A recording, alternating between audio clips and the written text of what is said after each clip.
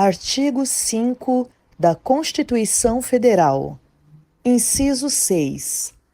É inviolável a liberdade de consciência e de crença, sendo assegurado o livre exercício dos cultos religiosos e garantida, na forma da lei, a proteção aos locais de culto e às suas liturgias. Inciso 8.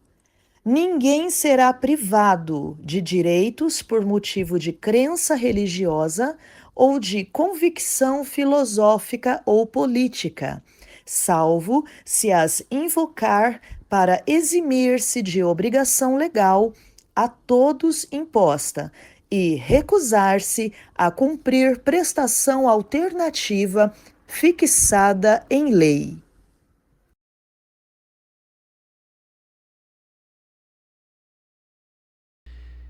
O propósito de Jesus, então, voltando, continuando, de estar com os discípulos era formar o caráter deles através da comunhão pessoal. E o que Jesus fez quando ele estava cumprindo a parte da crucificação? Ele deu uma promessa, falando o quê? Não vos deixarei órfãos. O que é o sentimento do órfão? É aquele que perde a oportunidade de viver a família, a oportunidade de viver com a mãe, com o pai, né? A pessoa fala, sou órfão de pai, órfão de mãe. Então, muitas vezes, isso é o que faz toda a diferença no caráter da pessoa. Amém?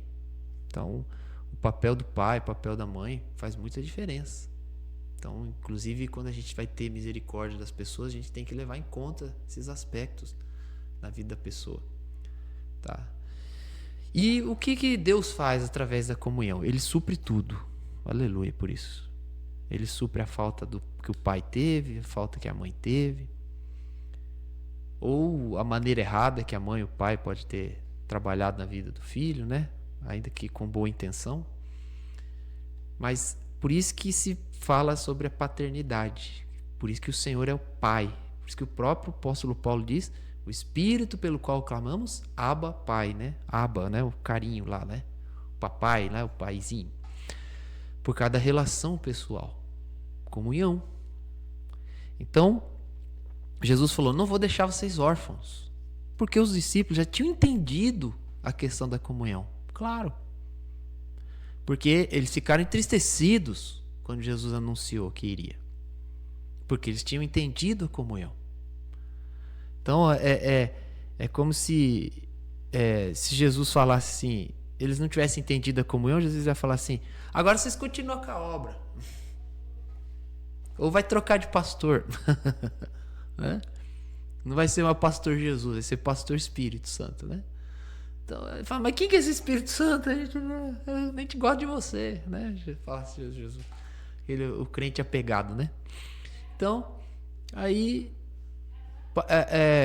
Jesus ele vai e ensina que viria o outro, ele fala, virá o outro consolador, o outro conselheiro, dizendo aos discípulos que eles teriam que ter comunhão com o Espírito Santo. E uma das maiores princípios que você vê no livro de Atos dos Apóstolos, né? Que é os apóstolos, logo depois da ida de Jesus ao céu, você vê a atuação do Espírito Santo. O livro de Atos é a atuação do Espírito Santo.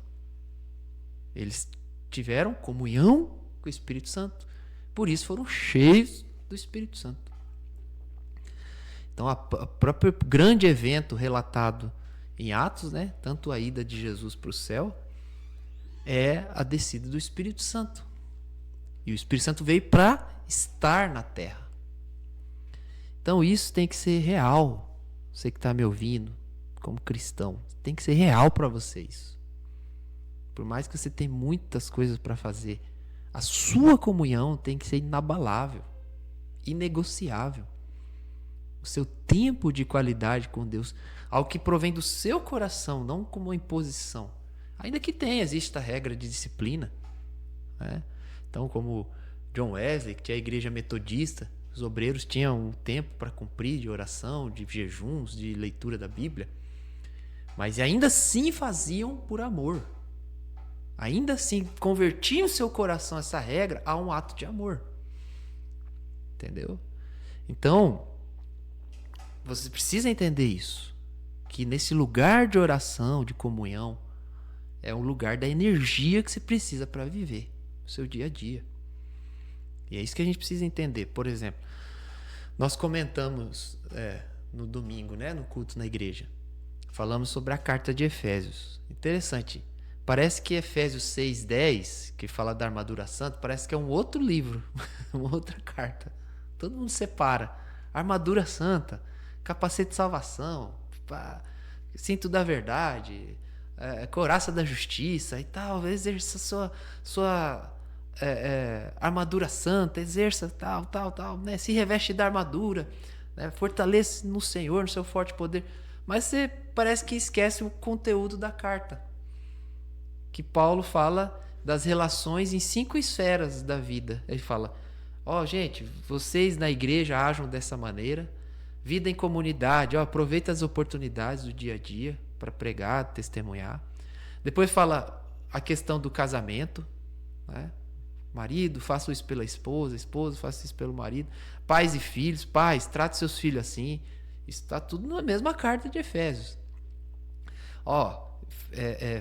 Filho, faça isso pelos pais, honra teu pai e tua mãe, primeiro mandamento com promessa e tal, né? E aí fala da relação até de escravos e senhores, que seria hoje, na nossa sociedade, né, Brasil, patrão e empregado, relações de trabalho, até disso ele fala. Aí quando ele fala essas instruções para o dia a dia, ele fala: finalmente, fortaleça o Senhor no seu forte poder.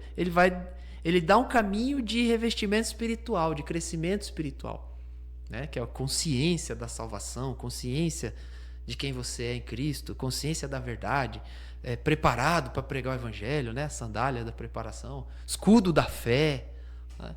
Então, só que por que ele fala desse crescimento, essa maturidade espiritual? Para viver os outros locais que ele tinha falado antes, velho.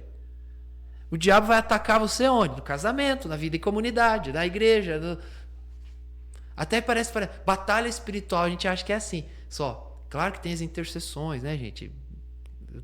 Né? Existe intercessão, unção de locais estratégicos, existem essas coisas, claro, né? Mas batalha espiritual, o que a pessoa pensa? Que vai vir o demônio com o chifre, sai daqui em nome de Jesus. É a batalha. Não, batalha espiritual é no casamento, batalha espiritual é no local de trabalho, batalha espiritual. Por quê? Não adianta espiritualizar demais e também não espiritualizar nada. Vocês estão entendendo? Tem gente que espiritualiza demais e tem gente que não espiritualiza nada. Ou seja, ele vive o dia a dia e não vê que o evangelho tem que atuar ali no natural. Por isso que Jesus falou: quem é fiel no pouco é fiel no muito.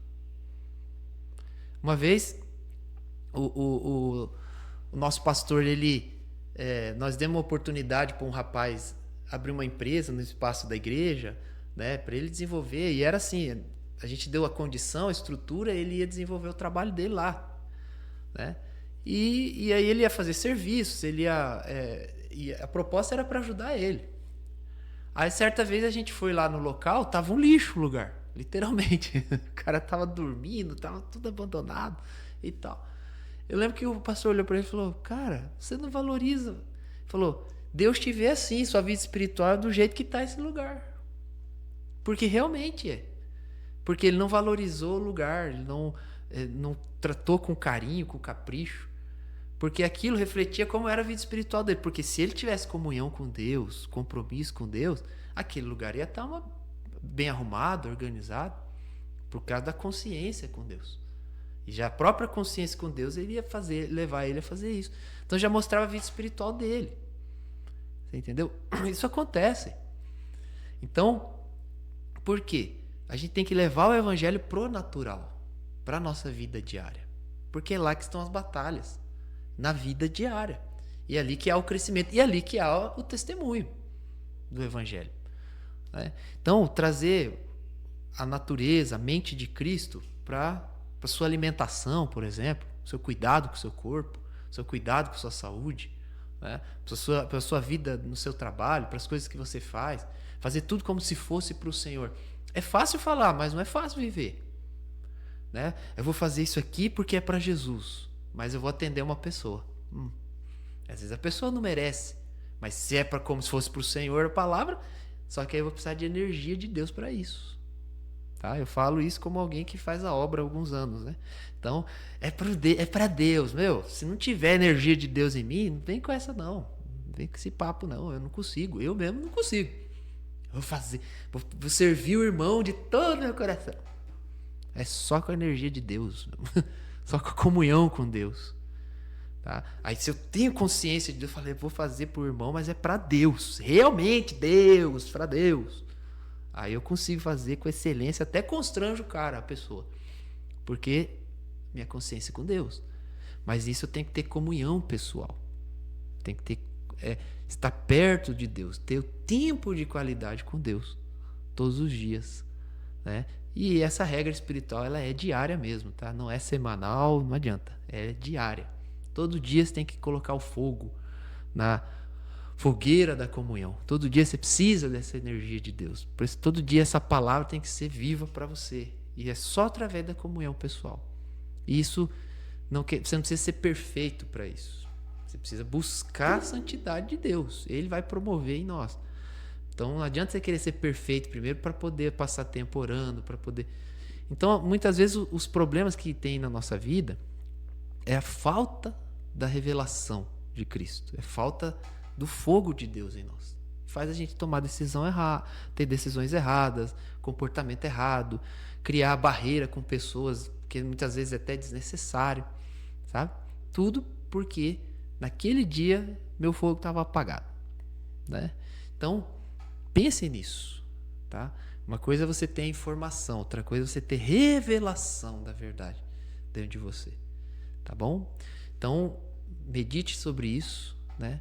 Comece a pensar, você que é cristão, filho de Deus, filha de Deus, comece a pensar nisso, vamos juntos, né? Todos nós temos que pensar, qual é o meu tempo com Deus de qualidade, onde eu recebo dele, da presença dele, da revelação dele, tá? Pregadores, não é ler a Bíblia para pregar, tá? É ler a Bíblia para você, tá bom? Essa tentação, ela é muito grande para os pregadores, para nós pregadores, né?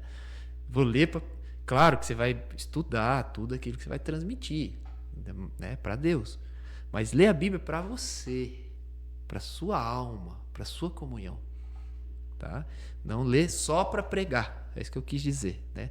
Claro que você vai pregar, você vai anunciar, você tem que estar, né, ter um estudo, um momento de oração, preparar algo legal para Deus, né, para as pessoas, para abençoar. Amém? Então, é isso. Tá? Vamos fazer uma oração. Pai, eu te agradeço pela tua palavra, por esse dia, Senhor. Te dou graças por esse momento. Eu peço que o Senhor confirme essa palavra em cada coração. Confirme o evangelho da comunhão pessoal contigo, em nome de Jesus Cristo. E agora, pela autoridade do nome, eu vou contra toda fortaleza na casa dessa pessoa, toda ação maligna, todo espírito da incredulidade, caiam por terra, espírito de contenda da casa dessa pessoa, do coração dela, que causa mágoa, ressentimento, sai daí em nome de Jesus. E que o Espírito Santo a guie em toda a verdade. E, Senhor, temos compromisso de ter comunhão, de ter o fogo da tua presença verdadeiramente em nós, em nome de Jesus. Te dou a honra e a glória por esse momento, em nome de Jesus. Amém. Graças a Deus. Amém, gente. Tá? Deus abençoe a todos, tá? Só deixar uns recados rápidos. Se você quiser acessar o Instagram da nossa igreja, tá? É @gnosco com K, tá? Gnoscozoe, tá bom? E também convidar você a procurar também aí no YouTube, tá? Chama canal Evangelista Pensador, tá bom? Então você pode acessar esse canal e ver umas mensagens temática, sabe? Com temas específicos, tá? De muita edificação, tá bom? Então, até mais, até quarta que vem com o nosso programa Verdade Verdadeira. Deus abençoe a todos.